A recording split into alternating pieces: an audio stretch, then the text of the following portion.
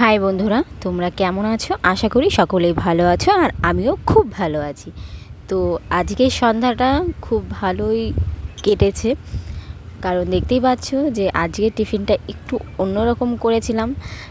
পকোড়া আর তার সাথে আলুর চিপস বলে ওটাকে, মানে বলতে যে মেলায় যেগুলো পাওয়া যায় তো সেটাই। যাই হোক, আমার এখানে একটা রেডি হয়ে গেছে।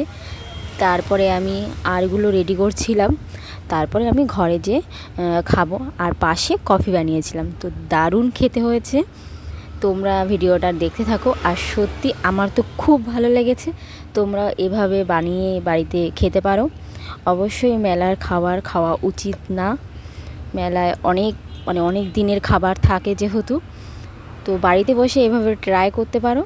আর আমার ভিডিওটা যদি তোমাদের ভালো লাগে অবশ্যই লাইক, কমেন্ট, সাবস্ক্রাইব করে দিও। আর আশা করি পাশে থাকবে এইভাবেই। টাটা বন্ধুরা।